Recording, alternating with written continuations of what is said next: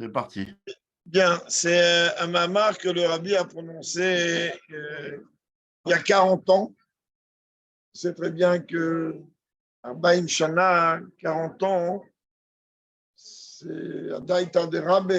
On nous dit qu'il y a tout un débat du rabbi sur ça. Parce que le Torah nous enseigne qu'à 40 ans, un élève il finit par comprendre les enseignements du maître. La question, elle est, est-ce que c'est 40 ans après que ça a été prononcé ou 40 ans après l'avoir étudié? Comme vous savez que Chabad, il associe les deux, donc c'est les deux. Donc, quoi qu'il arrive, aujourd'hui, on est censé avoir un guilouille tout à fait particulier que même à l'époque, on n'a pas pu avoir sur ce Mahamar, car il marque 40 ans. Allez.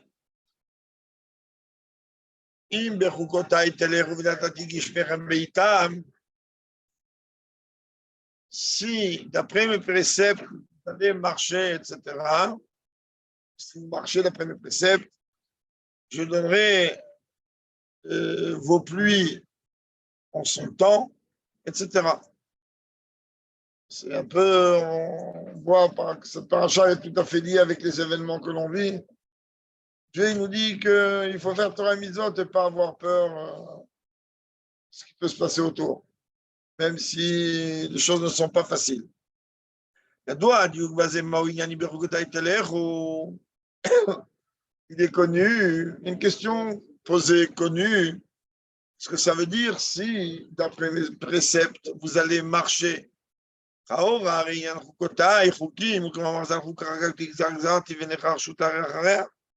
Si déjà tu me parles de chukim, c'est-à-dire de lois qui n'ont pas d'explication, alors automatiquement, tu n'as pas à venir me dire telle heure ou pas telle heure, ou t'as fait ou t'as pas fait, ou t'aurais dû faire ou pas faire, etc. D'une manière concrète, au contraire, les chukim, on vient me dire que ce n'est pas dans ma capacité à moi de pouvoir les comprendre. Comment on peut marcher d'après les préceptes? Ça veut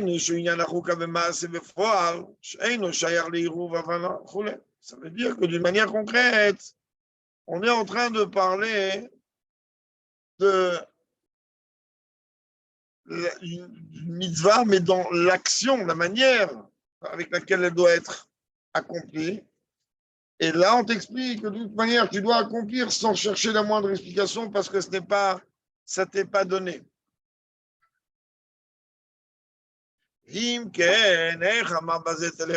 Parce que là, comment la Torah a pu venir dire vous allez marcher? C'est-à-dire, je voulais expliquer, mais il n'y a aucune utilité, le rabbi l'explique. Ça veut dire quoi marcher? Quelqu'un qui marche, ça montre une évolution. De la même manière qu'on nous enseigne qu'un homme, il doit, deux amis, lorsqu'ils se quittent, alors ils doivent se quitter avec Dvar Halacha. Et tout le monde connaît la question qui est posée. Pourquoi c'est écrit Dvar Halacha et pas Dvar Torah? Tu veux que deux amis, lorsqu'ils vont se dire au revoir, ils vont échanger un mot de Torah. C'est très bien. Mais pourquoi ici tu insistes et tu appuies le fait que c'est Dvar Halacha? Alors le rabbi vient expliquer que c'est un Dvar Torah de toute manière, seulement un Dvar Torah spécial. Qu'est-ce qu'il a de spécial? Il doit être Halacha. Ça veut dire quoi Halacha? C'est-à-dire que tu dois échanger un mot de Torah avec ton ami qui va lui permettre et à lui et à toi d'avancer. Ce n'est pas n'importe quel mot de Torah. Il faut que tu choisisses quand tu échanges avec un ami et que maintenant tu vas le quitter, chacun il va aller de son côté. Il faut que tu choisisses des mots nécessaires pour le faire avancer et toi te faire avancer. Eh bien, il y en a maïs, parce que d'une compte, on veut parler de la chose concrète. Parce que tu comprennes bien, le rabbi dit, lorsqu'on est en train de parler de l'action des chukim, il n'y a aucune alia. Un chok, je t'explique, je ne donne pas l'explication. Tu fais, tu tais, c'est tout, on est coudé, s'arrête là. Donc, il n'y a pas, comme on dit chez nous en russe, il n'y a rien d'autre. Il avance et c'est tout. Parce que la Aliyah, l'élévation d'un niveau en niveau, c'est-à-dire que j'ai réussi à comprendre des choses et encore m'élever avec une autre compréhension qui va me pousser à m'élever. Mais là, la mise en pratique d'un chok, elle s'arrête au fait de la mise en pratique. Ça ne va pas plus loin. Donc, a priori, il n'y a pas d'élévation. A priori, il n'y a pas. Tu ne peux pas. Une élévation, elle ne peut avoir lieu qu'à partir du moment où tu vas avoir une réflexion et la réflexion elle va te permettre de marcher, d'avancer de niveau en niveau. Ici, tu n'as aucune réflexion à avoir. Elle rajoute la réa. Tu n'as aucun reshoot de venir essayer de comprendre plus loin que ce qu'on est venu te dire.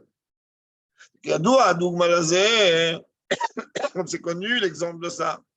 כל ישראל ממשה רבנו ועד הפרשות בפשוטים שבסוף כל הדורות, והמניחים אותה תפילין מדלת בתים ופרשות וכו'. Un exemple, il dit, prends l'exemple de la mitzvah de Tchilin. Dans l'action, il n'y a strictement aucune différence entre la manière pratique, concrète, matérielle, avec laquelle, j'ai été précis dans mes mots, avec lesquels Moshe Rabbeinu il met les tefilines, et la manière avec laquelle le juif que tu arrêtes dans la rue, il va mettre les tefilines. Ils ont exactement la même manière de faire. Dans l'action, il n'y a pas de différence. Il est clair que ensuite, dans les pensées, les préparations, toutes ces choses-là, Kamouvan, chacun, avec son niveau à lui. Car les tefilines de chacun d'entre nous, ils sont exactement les mêmes.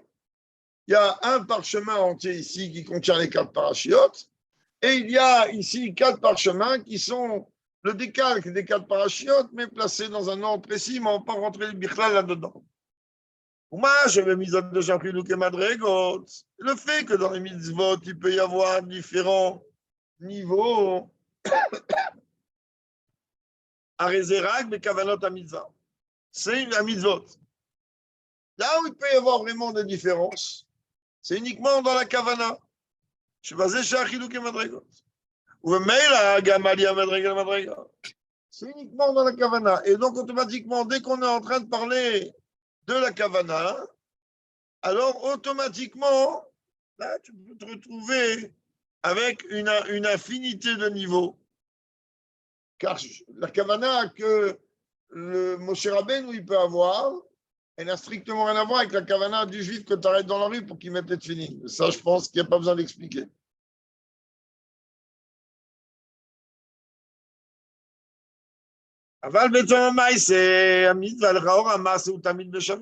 Mais dans l'action concrète, a priori dans la Bible, l'action est identique chez tout le monde. À partir de là, dans ce cas-là, on ne comprend pas pourquoi la Torah utilise un terme d'avancement, d'évolution, lorsqu'elle est en train de parler des Rukim, des lois qui n'ont pas d'explication rationnelle. Ça, la première question. Donc. La question pour l'instant que le Rabbi a posée, c'est pourquoi on utilise le terme marcher, avancer, évoluer, lorsqu'on est en train de parler des lois qui sont au-delà de la rationalité, alors qu'a priori, là-dedans, on ne peut pas aller très loin. Deuxième question. Si vous en comprenez,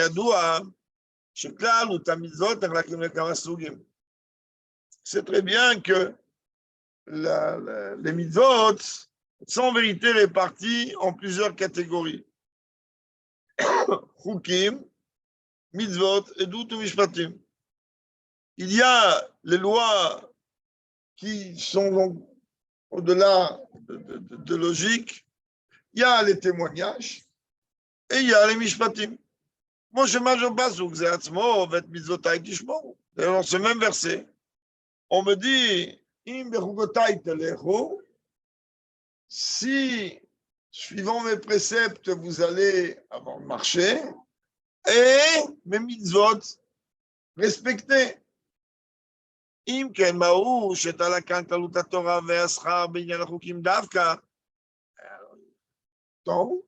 on voit que la Torah par quoi elle fait donc le parallèle entre la récompense qu'elle va donner dans l'accomplissement des mitzvot. Elle utilise quoi? Ben, elle utilise tout simplement, elle nous laisse a priori sous-entendre qu'il y a une récompense uniquement lorsqu'on accomplit des chukim, des lois qui n'ont pas de rationalité a priori.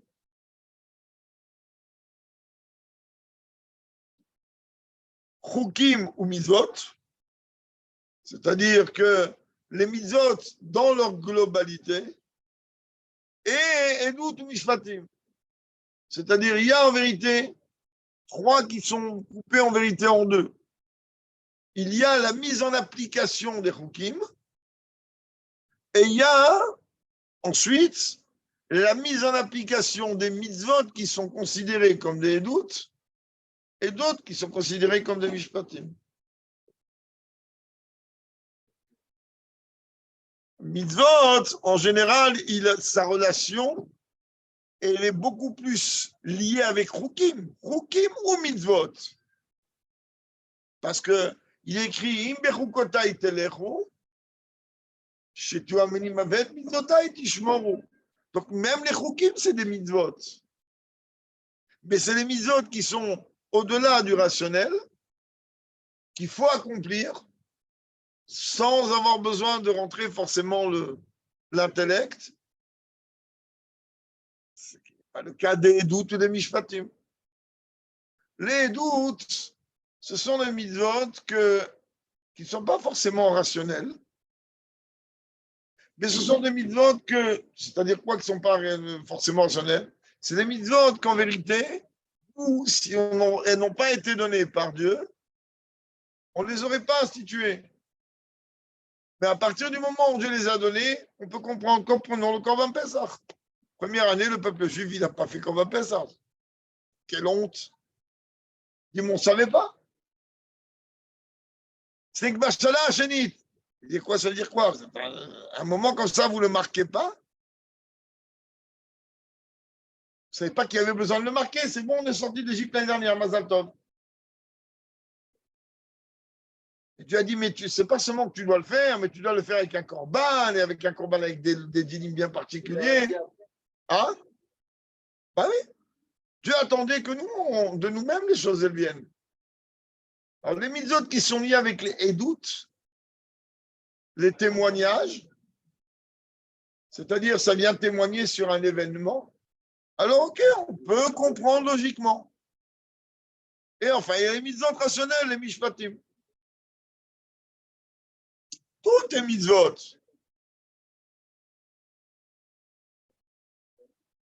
Parce que notre question, elle est, ma question, elle est que tous c'est des mitzvot. Et les mitzvot, elles sont en vérité différents niveaux.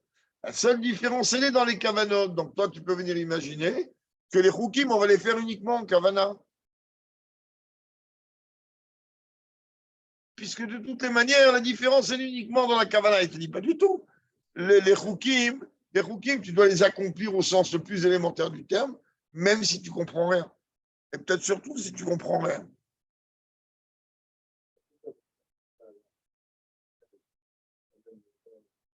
Hein? Non, ça c'est autre chose. Ça c'est pour suivre la dimension de Vatif Rosh Minat Tzibour. C'est encore autre chose de ne pas rater quand même la mitzvah d'une manière ou d'une autre. Mais la question du rabbi ici, elle est que la Torah, lorsqu'elle parle de salaire des mitzvot, elle le relie a priori au chukim. C'est pas logique du tout. Pas logique. Et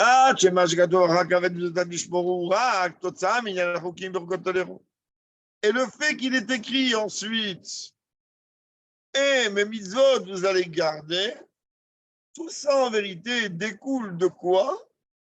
Découle du Inyan de Chukotai Telechu.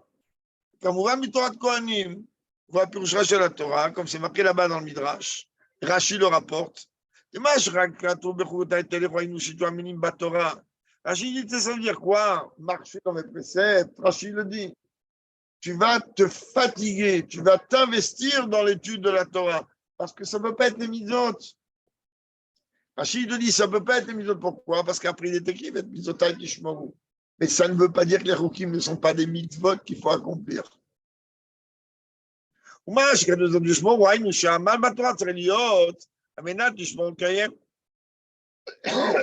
fait qu'il est écrit après, mais mitzvot, vous allez garder, observer, ça veut dire que la fatigue que je vais mettre dans mon étude de Torah, alors elle va entraîner, quand j'étudie, elle va entraîner le fait que je vais l'ishmor ou le kayem. Je vais garder et appliquer. J'ai les feuilles ici. Et appliquer. Et disait, mouvant de là, tu comprends. Donc en vérité, tout est lié avec le marcher dans les préceptes. Puisque marcher dans les préceptes, ça veut dire se fatiguer dans l'étude, à quoi elle me sert mon étude si je n'applique pas? À rien. Toute la nekuda de l'étude, elle est faite pour quoi? Comme on dit dans la fila le matin. Bilmod ou l'amed, l'ishmor, belarasot ou le kayem. J'étudie pour enseigner. C'est le meilleur moyen de savoir si ce que j'ai étudié, je l'ai compris. Si je peux le transmettre, c'est que je suis censé l'avoir compris. Bilmod ou l'amed. Ensuite, une fois que je l'ai appris et que je l'ai enseigné, je vais y faire attention. Ou le kayem, je vais accomplir, mais là, ça, tout va arriver comme il faut. Donc, en vérité, le mitzvotai tishmoru, le mitzvot, vous allez garder, donc appliquer, c'est une conséquence de mon étude de la Torah. Et comme Chukotai, c'est Amelim Torah, donc on comprend le lien qu'il y a. Et maintenant, on a besoin en vérité de comprendre le sujet dont on vient de parler.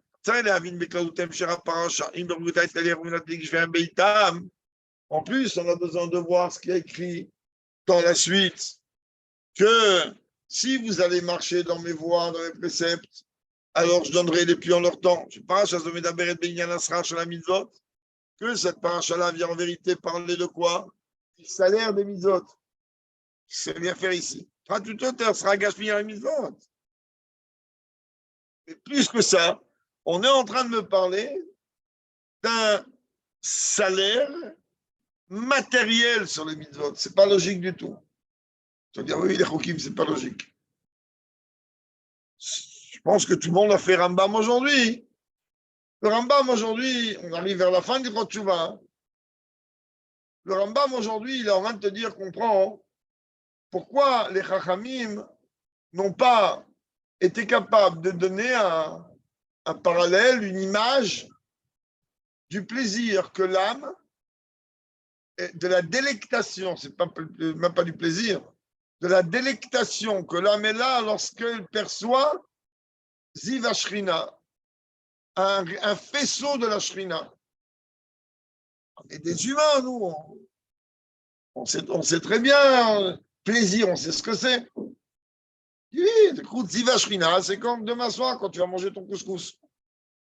Et sur la boulette, tu vas mettre le citron. C'est pas ça, Ziva Shrina. Il y a beaucoup, on aurait pu prendre beaucoup d'exemples.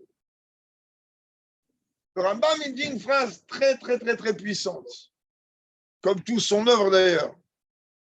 Le Rambam, il dit, la Torah n'a donné, les Ramim n'ont donné aucun exemple pour deux raisons. D'abord, parce qu'ils n'en ont aucune idée, car ça fait partie des secrets de Dieu, des choses cachées. Mashiach, on peut en parler, il y a des lois, c'est rempli dans les livres. Mais le monde là-haut, c'est le jardin secret de Dieu. Donc, ce n'est pas accessible. Et secondo, que tu comprennes bien, là-haut, il n'y a pas de corps. Donc, à partir du moment où il n'y a pas de corps physique, qu'est-ce que tu veux qu'on te parle d'un plaisir de l'âme? Tu ne peux pas connaître. Les seuls plaisirs que tu connais, c'est les plaisirs du corps. Les plaisirs de l'âme, tu ne peux pas les connaître. Tu ne sais pas. Tu vas me dire quoi? J'ai une âme dans un corps. Oui, mais elle est dans un corps. Et ce n'est que les 3 niveaux inférieurs de l'âme qui sont en moi. Ce qui veut dire en vérité qu'elle subit, elle essaye de les canaliser pour ne pas tomber dans l'interdit. ou dans l'exagération des plaisirs permis. Mais nous, le maximum qu'on peut avoir, si on veut un jour discuter, se donner des idées de plaisir, ben, ils vont être uniquement physiques, matériels, culinaires ou autres. On ne sait pas avoir autre chose comme plaisir. Donc, si tu vas me dire, tu vas essayer de comprendre le tanoug, que l'âme est là quand elle voit Dieu, il n'y a pas. Ah, tu cherches une comparaison, il n'y a pas. Admoazaken, il dit en Tania, hein, je vais fermer la parenthèse tout de suite. Admoazaken, il dit en Tania qu'il a cherché. Si lui a cherché, vous pouvez lui faire confiance. Il a dit qu'il n'a pas trouvé un seul exemple à pouvoir donner pour ne serait-ce que cet exemple va être un 10 milliardième comparé à. C'est-à-dire, il n'a pas trouvé de parallèle ou d'exemple pour expliquer ça veut dire quoi le plaisir que l'âme est là lorsqu'elle est en train de profiter de Ziva Shrina, de ce faisceau de Dieu. Parce que tu te demandes, mais font quoi les Neshamot là-haut? Tu dis, ben, quand tu rentres au Gan Eden, elle kiffe et voit Dieu. Ouais. C'est ça le truc? Oui, parce que toi, à part bien manger, bien dormir, etc., tu sais pas quoi. Tu n'as pas. Vous, il est où, pas?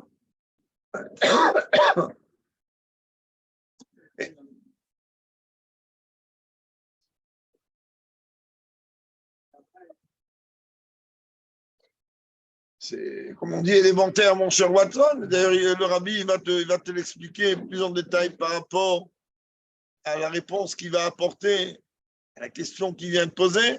Tu me parles de récompense de mitzvot. Quand tu me parles de salaire matériel. Quand tu me parles de matérialité. Et d'ailleurs, même le Rambam, dans ces fameuses lois de Mashiach, de ce fameux chapitre 11, où là-bas il dit Vayou Madanim Etzim Kafar.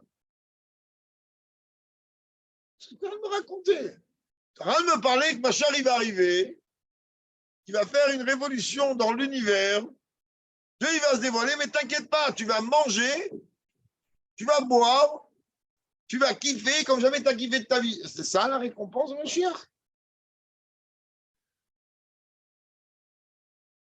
Ou si on veut pousser le bouchon encore plus loin, et là ça va répondre directement à ta question.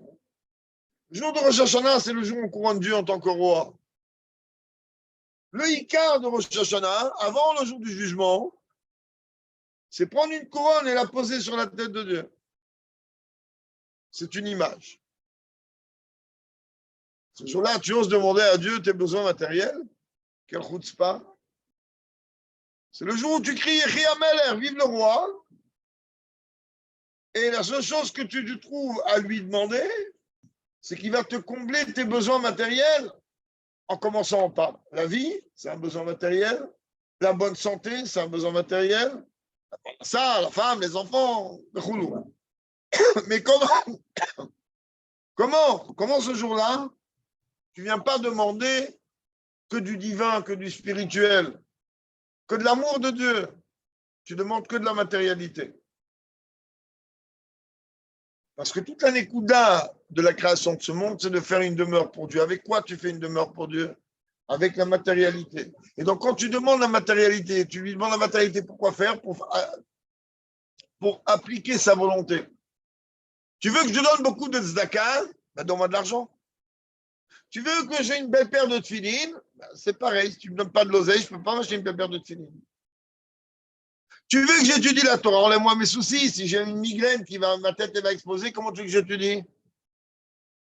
Donc, toute la matérialité que je vais demander, la kavana que je dois avoir, elle doit être, donne-moi toute cette matérialité afin que je puisse mieux te servir, pas afin que je puisse mieux m'engraisser. Tu vas me dire, mais dans les deux cas, les milliards, tu vas les prendre? Oui, tu vas les prendre, mais ton intention dans ta demande, l'intention, elle est tout autre. Tu n'es pas en train de demander à Dieu de la matérialité pour ton plaisir ou ton plaisir corporel ou physique. Tu es en train de dire à Dieu, puisque le but de ce monde, il nous dira Betartonim, il est une demeure pour toi, ici-bas, hein. Alors donne-moi le maximum de matérialité pour que tu puisses me donner le mérite de transformer le maximum de matérialité en divin pour toi. Évidemment, nous, on est des êtres humains. Quand on demande à Dieu des lingots d'or et des milliards, on a déjà en tête quelle voiture on va acheter, quelle maison on va acheter, et quel voyage on va faire. Ouais. Alors, c'est pas réellement comme ça que ça doit être. Et donc, c'est la question que le rabbi pose ici. Il dit, je ne comprends pas. Tu es en train de me dire, tu es en train de taper haut. Tu es en train de te parler des mitzvot qui sont waouh, au-delà de tout raisonnement, au-delà de toute rationalité. Et tu me dis, ah, tu sais quoi? Lorsque tu vas les accomplir, je vais te donner de l'oseille. C'est quoi cette histoire-là? Et donc, à partir de là, et puis d'abord, qu'est-ce que ça veut dire que la Torah, elle fait dépendre l'accomplissement de mitzvot avec un salaire? Normalement, et je suis extrêmement sérieux, ça peut paraître bizarre ce que je vais dire, c'est nous qui devrions payer Dieu pour qu'il nous donne le mérite d'accomplir une mitzvah.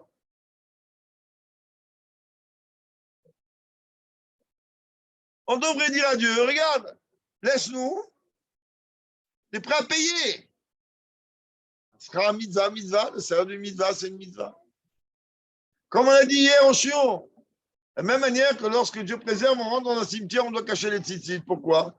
Parce que le mort, il est jaloux de ses fils.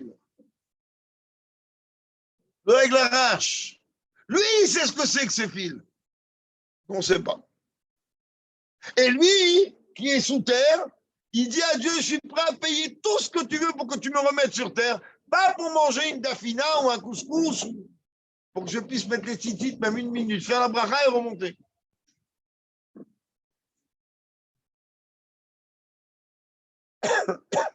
Il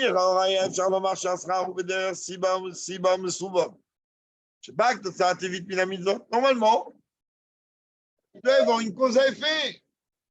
C'est-à-dire que le salaire d'un travail, il doit correspondre, il doit être proportionnel au travail. Non, ben, ce goût-là. Et pas comme si on est en train de te dire, tu sais, voilà, on va te donner un gris-gris ou un gros-gros, c'est une zgoula. Qu'est-ce que zgoula?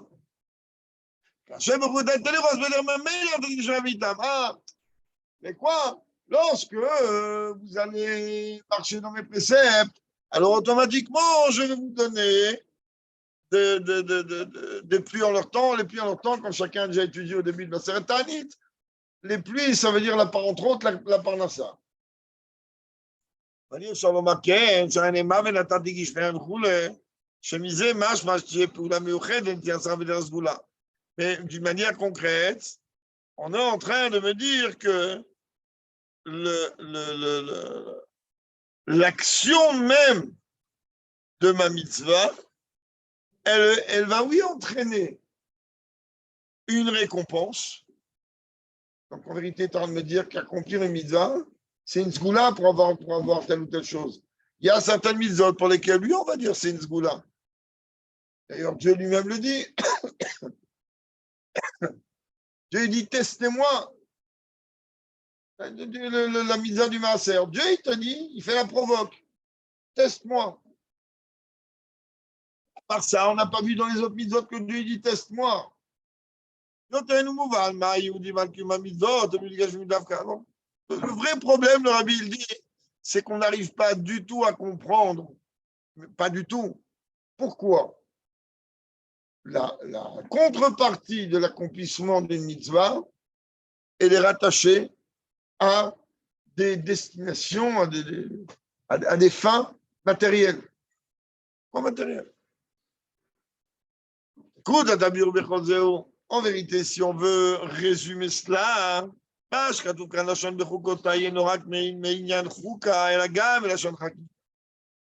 on sait très bien que le mot chouka, ce n'est pas seulement un précepte. Ça dérive du langage chakika qui veut dire gravé. Dans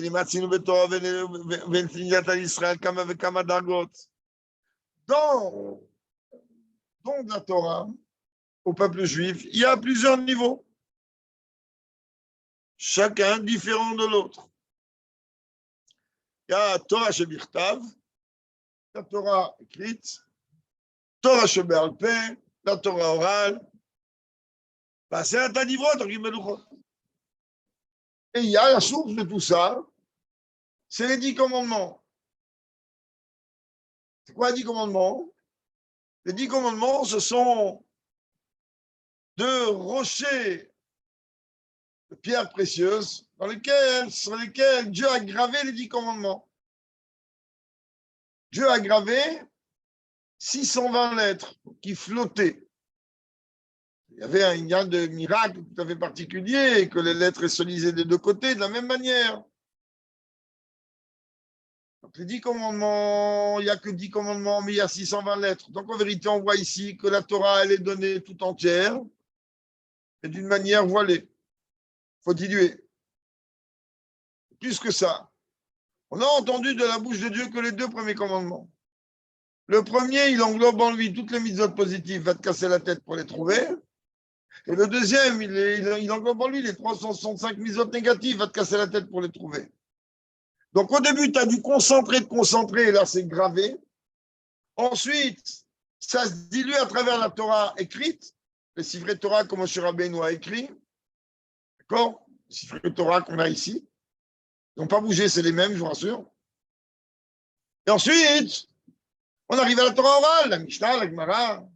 Et après, on arrive dans les décisionnaires, au début, c'est 2 commandements. Maximum 620 lettres. Après, c'est un rouleau. Après, c'est des livres. Et après, c'est à l'infini. Ah, c'est dans la Torah pour l'Indami Sinaï. Bien que toute la Torah a été donnée donc sur la montagne du Sinaï, tout ce que même n'importe lequel d'entre nous, il va pouvoir être Mechadesh, innové, ça a été donné à Moshe Rabbeinu au Sinaï. Kol makom et zedomeni la Torah kabeluchot.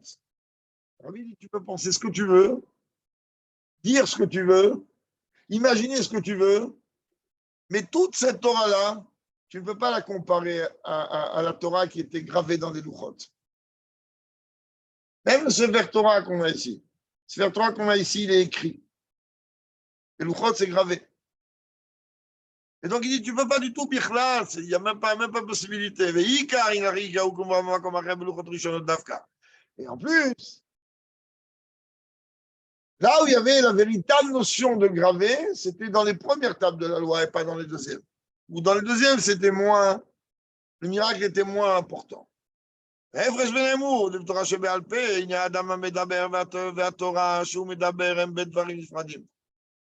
qu'il dit, regarde, quand tu parles de la Torah orale, il y a quoi? Là, on est en train de parler de la Torah, il y a quoi? Il y a moi qui parle et il y a la parole qui sort. On est 2 choses. Dans la Torah écrite, donc la Torah orale, c'est comme ça. La filou Sefer Torah Shevirtav. Prends la Torah écrite, prends un Sefer Torah. Anirtav a été sofer, bidio, gashmi, aklav, gashmi. C'est quoi un Sefer Torah? C'est un scribe qui prend une plume avec de l'encre, il prend un parchemin et il écrit dessus. Ça veut dire en vérité, d'un côté il y a l'encre, d'un autre côté il y a le parchemin. Très bien. Qu'est-ce qu'il fait le scribe? Il prend l'encre, il en prend un avec le parchemin lorsqu'il va écrire une lettre. C'est merveilleux. Quand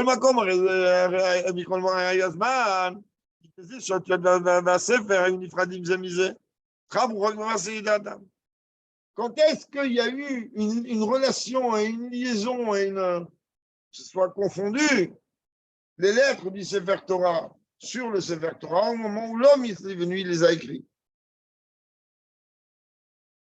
Comme le Rebbe a dit un jour à quelqu'un, qui lui a dit donne-moi une preuve logique de l'existence de Dieu. Rabbi, il aurait pu lui expliquer tout le premier père du Rambam. Sur des soldats, dans le mode. Il aurait pu lui faire un pitbull merveilleux. Rabbi a donné une réponse simple. Apparemment, ça devait être un juif simple. Rabbi a dit, regarde-moi bien. Tu as vu le corps, comment il fonctionne? Tu as vu le monde, comment il fonctionne, de nuit? Il a dit, dis-moi, tu as déjà vu un livre ouvert devant toi? Il a dit, oui. Il a dit, est-ce que ça te traverserait un jour l'esprit d'imaginer qu'il y avait des pages blanches, un encrier, l'encrier s'est renversé, les lettres se sont formées toutes seules? Non. Il a fallu qu'il y ait quelqu'un qui écrive. Donc, de la même manière, quand tu regardes l'univers, il a fallu forcément qu'il y ait quelqu'un qui s'occupe de ce genre de choses. Donc, Rabbi, il comprend bien. La Torah orale, il y a l'homme qui prononce des paroles et automatiquement avec les paroles. La Torah écrite, même si ça a l'air d'être un peu plus lié, c'est de l'encre à poser sur un parchemin. Et là où il y a la véritable grandeur de la fusion totale, c'est dans la gravure. La gravure, elle est minée ou baie. C'est-à-dire que la lettre, si tu graves sur du diamant, je ne sais pas comment on pourrait, en tout cas dans les louchotes, c'était comme ça, eh ben, la lettre, elle est en diamant. Il n'y a pas de l'encre ou n'importe quelle matière. Si tu graves sur du bois, ben, la lettre, elle est en bois. C'est-à-dire l'écriture et le support, c'est exactement la même chose. Alors que si tu parles de la Torah écrite, ben, l'écriture et le support sont deux entités différentes qui vont devenir un. Je parle de la Torah orale. Comme on dit, les écrits restent et les paroles s'envolent.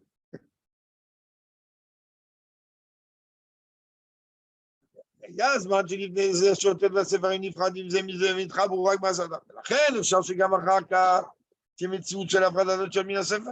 אלא פרווה. Le prendre à Sefer, prends Sefer Torah et que Dieu préserve, on trouve qu'il y a une faute. Maintenant, comment, quoi, qu'est-ce, c'est des dynimes, c'est pas un shiur de Sofrout. En vérité, tu peux effacer et écrire. Donc voilà, tu as écrit une lettre, la lettre, tu as écrit un mot. Le mot, il faisait un avec le parchemin. Tu peux l'effacer. Et que Dieu préserve, Dieu préserve, Dieu préserve, Dieu préserve. Parfois, hein, je suis obligé d'enlever même le nom de Dieu. Et là, tu rentres dans des problèmes plus que sérieux. Parce que tu n'as pas le droit d'effacer. Alors, comment on fait?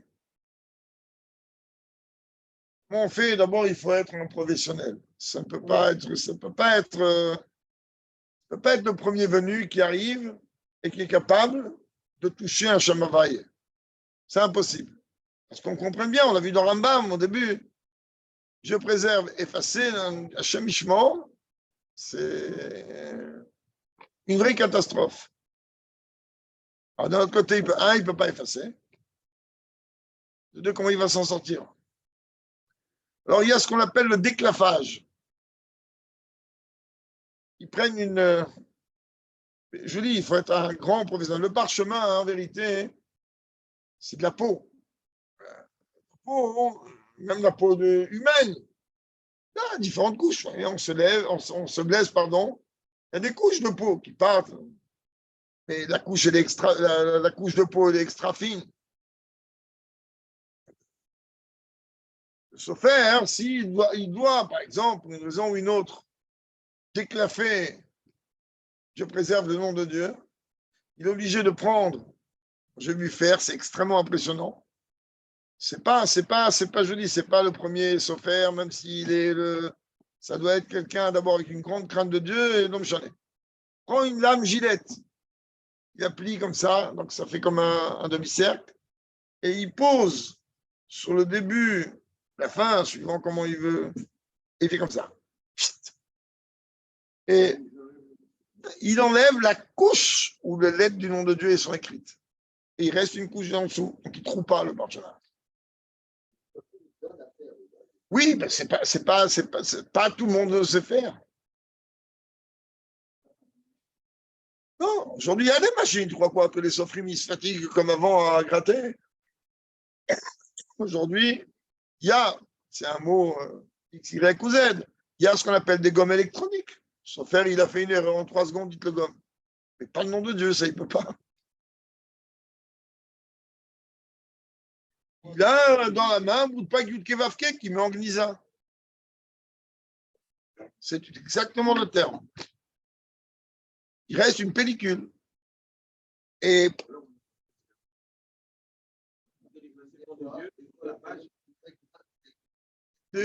si tu prends une page, il y a 4 amoudim. Ok. Alors oui, mais quand tu as affaire à quelqu'un, j'en connais un à Tibériade qui sait le faire. Oui. Quelqu'un qui a une crainte de Dieu d'abord et avant tout, et qui est spécialisé dans ces choses-là, ben, il va te le faire. En bonne santé. אמנם באותיות החקוקים בלוחות, הנה אגב שלפני זה היו אותיות והלוחות בדברים נפרדים. כל מקום ידרגי כנעשים לדבר אחד ממש, שאפשר להפריד ביניהם.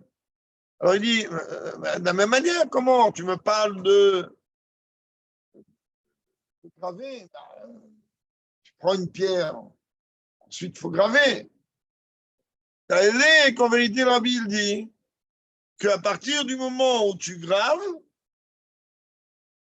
étant donné que la lettre, elle est partie intégrante du support, tu ne peux plus effacer. Alors à la base, ok, il y a une pierre où il n'y a rien écrit dessus. L'œuvre divine ou humaine, elle va écrire quelque chose dessus, mais à partir du moment où c'est gravé, impossible de faire bouger.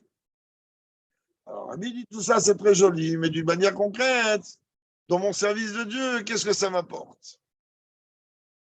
וביאור העניין באבות האדם. הנה יש פעמים שהתאחדותם עם התורה שלומד ומזאת שמקיים בדרך שם שני דברים המתחברים. Rabbi il dit en vérité, dans le service de Dieu, parfois la fusion qu'il y a entre l'homme et la Torah qu'il étudie, ou les mitzvot qu'il accomplit,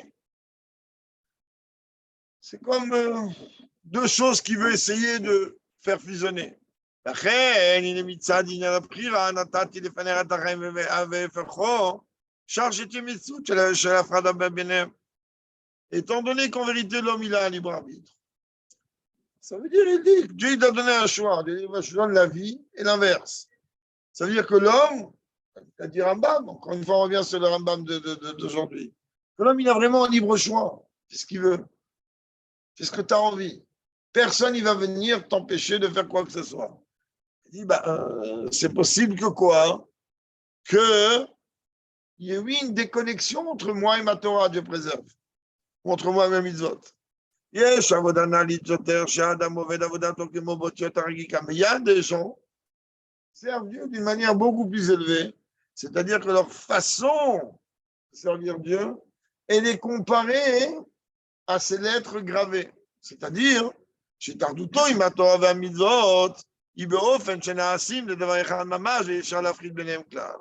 c'est-à-dire, il dit que la relation qu'il y a fusion qu'il y a entre la Torah et les mitzvot qu'il accomplit, c'est exactement comme si lui et la Torah qu'il étudie et lui et la mitzvah qu'il accomplit, c'est une seule et même chose. Et donc de là, tu comprends ce que le Rami nous dit concernant les chukim. Je vais décréter un décret, un précepte. Un précepte, j'ai gravé, décréter un décret, et tu n'as pas d'autorisation d'essayer de travailler ta tête avec ça. Je te marche, à Kavanamazé, peut dire que la Kavana, c'est avec quoi?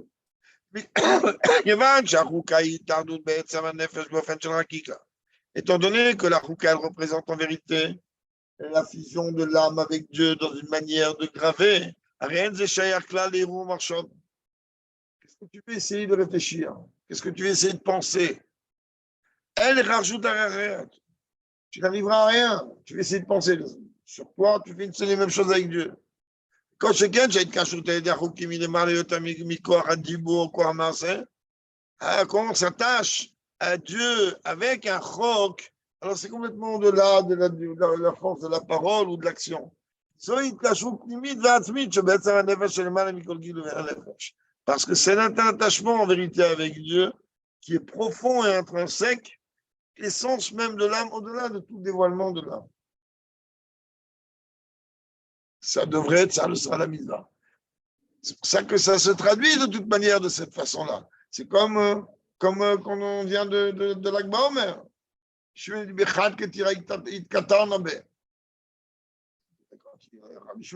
parle de la fusion qu'il a avec Dieu. C'est une fusion qui est effrayante, puisqu'on nous dit que voir le visage de Dieu, c'est voir le visage de Rabbi Shimon Bar Yochai. Donc c'est quand même une fusion assez puissante. Et quand même, le Rabbi il dit, c'est un des niveaux de Rabbi Shimon Bar Yochai. C'est pas Rabbi Shimon Bar Yochai. Il n'y a plus que ça encore. C'est ça en vérité que lorsqu'on nous dit ici, parle ici de mes préceptes, c'est-à-dire qu'on est en train de parler ici de toute la Torah et les mitzvot, et le rag, et pas seulement les tables de la loi qui sont gravées. כי אדם צריך לעבוד עבודתו גם בכל התורה ומצוות שלי באופן של חוקה מלשון חקיקה. היינו שיהיה בהתאחדות גמורה עם התורה ומצוות עד שאפשר להפריד ביניהם. Rabbi dit en vérité un homme, peu importe la mitzvah ou l'étude qu'il est en train de faire, il doit arriver même dans ces dimensions les plus logiques, même dans les dimensions les plus matérialisées, matérielles, arriver à cette fusion-là, à une fusion telle que rien ne peut séparer. En vérité, je l'ai déjà dit une fois dans ces mots, ce n'est pas des mots. En vérité, les mishpatim et les doutes, c'est un cadeau empoisonné. Ça veut dire quoi un cadeau empoisonné? Dieu ne donne pas de cadeau empoisonné, Dieu présente. Cadeau empoisonné, pourquoi? Parce que, puisque les mishpatim sont de lois logiques, rationnelles, je vais pouvoir imaginer que moi j'ai compris les mishpatim. En deux mots, je suis en train de dire haut et fort, je comprends Dieu. Dieu, Yoshem Bashamayim Yisrak, Dieu rigole. J'ai compris, c'est une loi tellement élémentaire. C'est une loi logique.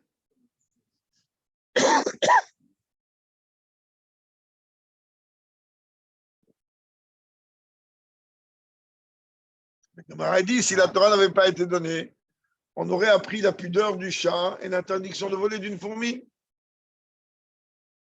Et Dieu rigole. Il dit, c'est pas parce que je t'ai laissé une porte ouverte, que ton intellect il puisse comprendre, sache bien que tu as compris avec un intellect humain.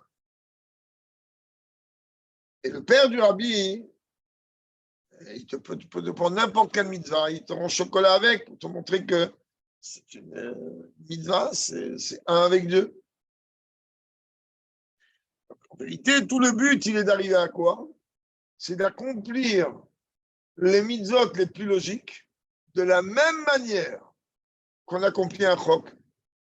Je ne me vine pas, je ne comprends pas, je ne sais pas ce que c'est. Mais c'est logique, c'est simple. Je ne sais pas de quoi tu parles.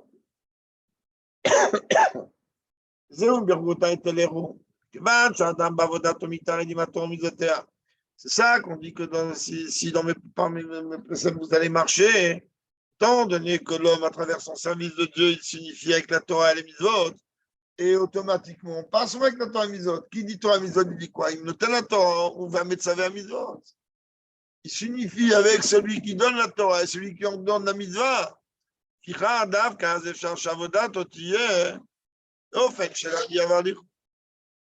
Automatiquement, ce n'est qu'à partir de ce moment-là que son service de Dieu, il va être dans une manière progressive. Où il va avancer, évolutive, il va évoluer. Et le Doshbor ou Ensof. Je dis, ok, combien on peut avancer? Combien on peut monter? Combien on peut évoluer? Ben, Dieu, il est Ensof. Et la Torah, c'est Dieu, il est Ensof. Et tout est Ensof. La reine.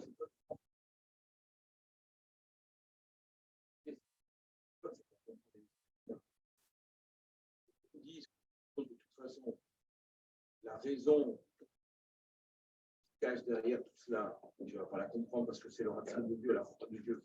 Il y a quand même des votes qui sont compréhensibles. C'est ça que je viens de te dire. Les mitzvot que l'on trouve compréhensibles, elles sont plus que compréhensibles. Ces mitzvot-là, en vérité, qu'on n'oublie pas que c'est la volonté de Dieu et rien d'autre. Et Dieu ne peut pas comprendre et sa volonté encore moins.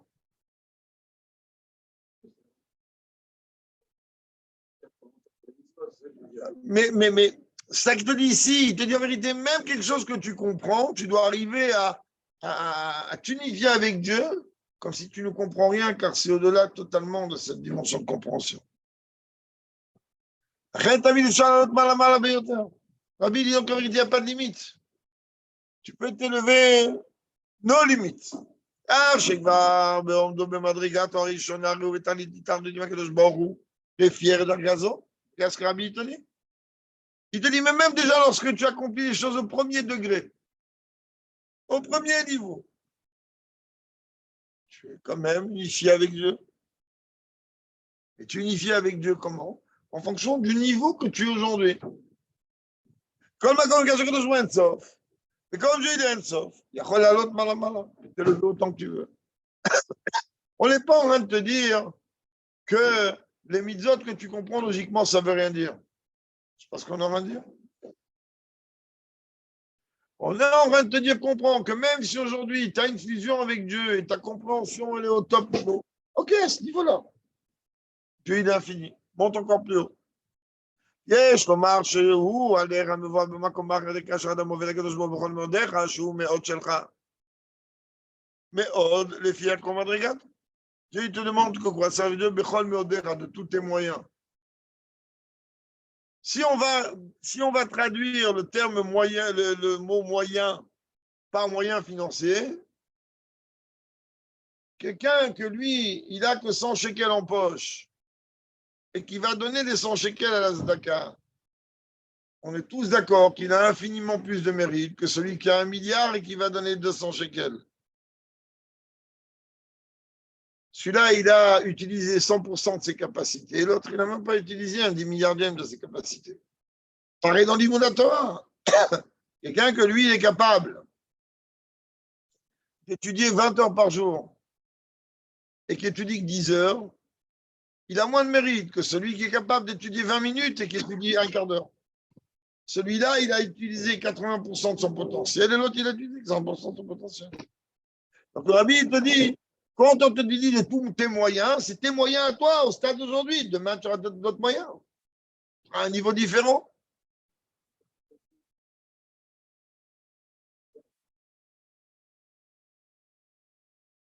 C'est pour ça que j'ai dit, regarde que moi, on pourrait appeler ça des cadeaux empoisonnés. Parce qu'on pourrait imaginer que oui, on comprend très bien. On peut même comprendre, waouh, le pire doute. Prendre des misotaires du Tzemar Tzedek. Merveilleux. Mais est-ce qu'on les comprend réellement? Tu comprends une chose qu'une mitzvah, c'est le ratson. Si tu comprends le ratson, tu comprends le Baal Ratson. T'es qui, toi? T'es un être humain. Depuis quand tu comprends le Baal Ratson? Nous, on comprend quand on accomplit et quand on étudie le ratson. Le ratson, c'est Keter. Et là, tu me dis non, moi je comprends le Baal Ratson. Parce que le ratson du Baal Ratson et le Baal Ratson, c'est une seule et même chose. Tu vois bien que tu vas comprendre avec tes capacités. Sauf que sauf, tu vas t'apercevoir que tu n'as rien compris. Un jour ou l'autre, tu vas t'apercevoir que tu n'as rien compris. Par rapport à ce que tu peux. Tu vois, tu n'as rien compris. C'est-à-dire qu'il y a une infinité de niveaux qui t'attendent encore.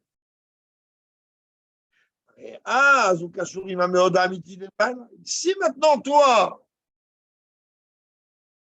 tu es sincère avec toi-même, c'est-à-dire que vraiment, tu vas donner le maximum de toi, donc automatiquement, tu vas être attaché au maximum d'en haut. C'est merveilleux.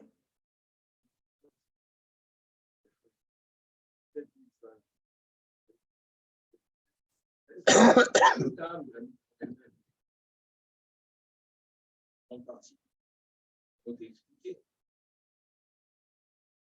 Dans le Ratson, pourquoi Dieu il a choisi ça ou ça, je peux comprendre. Quand tu dis qu'elles ont été expliquées, c'est vrai, mais c'est faux.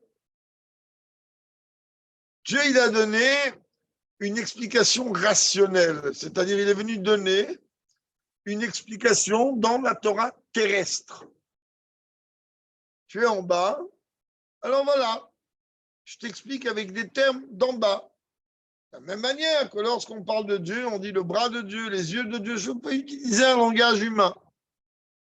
Alors, je vais prendre une mitzvah, je vais te dire, voilà, ça va arriver à Sukkot, tu vas prendre 4 espèces végétales et tu vas les secouer dans les 4 points cardinaux, en haut, en bas. Il va t'expliquer, en vérité, tu vas même comprendre, d'après la chassidoute, le goût, l'odeur, l'étude de la Torah, les mitzvot. Parce que j'en ai assuré, moi, de tout ça. Pourquoi Dieu il a utilisé ça? C'est quoi la relation entre chacune des espèces et cette gestuelle à ce moment précis? On a expliqué la dimension de Hachan, Olam, Shana Nefesh. Si demain matin, je vais prendre les 4 espèces les plus méoudarotes de la planète et que je vais connaître toutes les cavanotes les plus grandes et que je vais faire. Je parle de Shimon Bar Yochai, moi. Car il va manquer un élément. Il va manquer Shana, il va manquer le temporel. Alors, même si tu vas comprendre toutes ces choses-là, à un moment ou à un autre, tu vas dire, quel rapport? C'est pas un chok, les dalet minimes. C'est l'autre kashrut, c'est un chok, shatnes, c'est un chok, touma vetara, c'est un chok.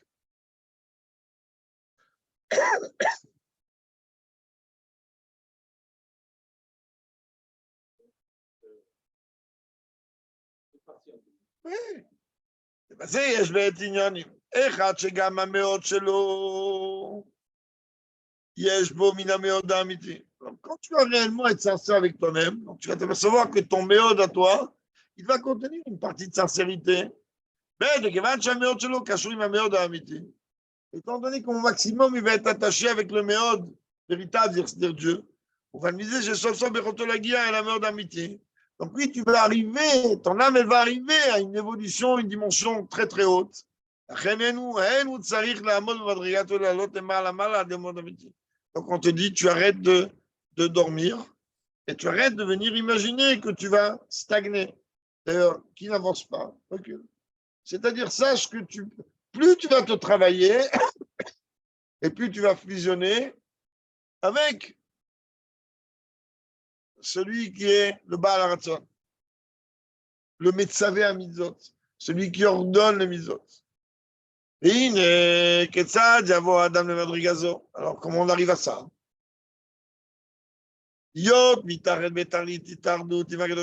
Comment un homme il peut arriver à être uni avec l'union la plus grande avec Dieu?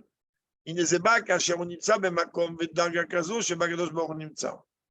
pas compliqué lorsque tu vas te trouver dans un niveau où Dieu il se trouve.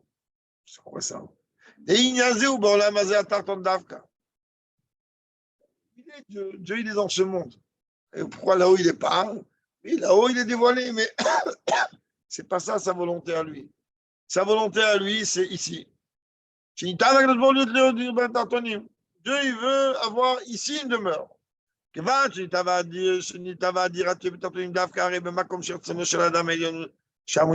Puisque le désir de Dieu, c'est de demeurer ici.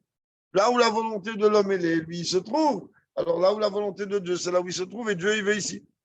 Dieu, il se trouve ici-bas, précisément. Comme il dit, Shlomo Meller, les cieux et toutes leurs dimensions célestes, ils ne te contiennent pas. Et où Dieu, il a résidé, d'une façon dévoilée, dans une maison à Jérusalem, au Beth Amikdash. Mais comment? Ce qu'il a dit Shlomo Meller, il dit, mais tu veux construire, je vais construire une maison. Je te la construis ta maison, pas de problème, mais toutes les dimensions les plus hautes et les plus grandes et ne te contiennent pas parce que tu es dessus de tout ça. Une baraque, une maison, même si c'est un Beth Amikdash, eh ben, on a bien vu que d'une manière concrète, c'est au Beth Amikdash que Dieu se dévoile. Et dans un endroit matériel, limité tout en étant au-delà des limites. Base et Yuva, mais là maintenant tu comprends pourquoi les récompenses sont matérielles. Que je vais donner des pluies. Tati Davka, là-bas il est écrit je donnerai le roch anetinatzrar imatzmuto itbarech. Ça veut dire que la récompense, le salaire, c'est Dieu lui-même qui la donne. Et les récompenses, la monnaie, si l'on peut dire, est une monnaie matérielle. Puisque Dieu, il veut être dans ce monde comme s'il est à la maison. Je vais dire à ta Adam, Adam, de la même manière qu'un homme chez lui, il est détente. Car Dieu ici se trouve avec tous ces sujets, se sent chez lui. Même quand il concerne le salaire de mitzvot. Il sera bouffin.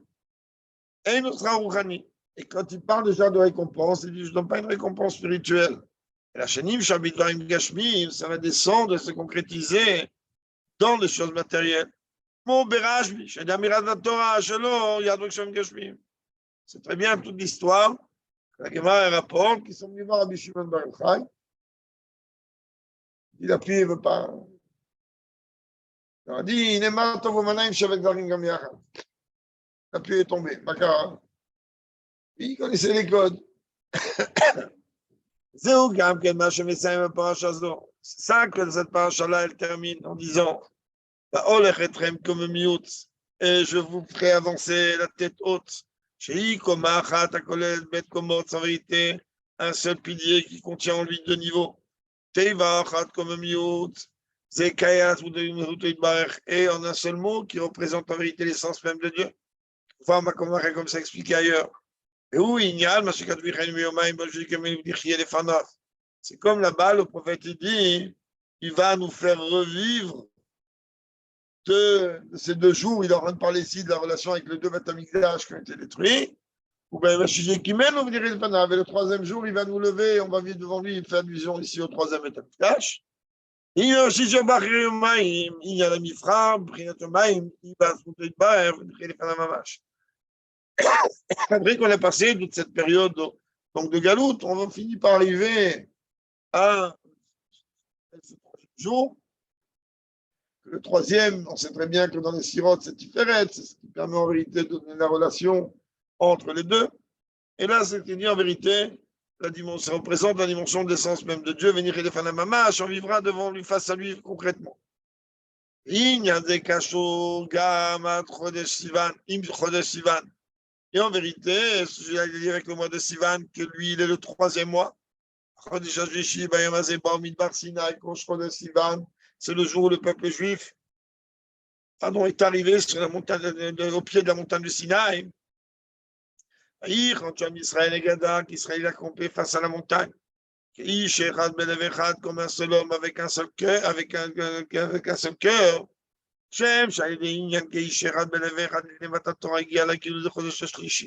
la même manière que lorsqu'il y a eu cette union avant le don de la Torah, on est arrivé au dévoilement de ce 3e mois-là, donc Prinatzmish, c'est le dévoilement de la Torah, qui s'appelle au niveau du 3e, c'est le niveau de la Torah, Torah dévoilée. Pareil, ça sera au moment de la Géoula. Qu'on va mériter que le 3e jour, il va nous lever, on va vivre devant lui. Ça veut dire qu'on va arriver à cette dimension, non pas seulement du dévoilement de la Torah écrite, pas seulement du dévoilement de la Torah orale, mais le dévoilement de la Torah cachée, qui est la Torah de Mashiach. Que ce soit d'une manière immédiate. Que Dieu protège tout le peuple juif partout où il se trouve.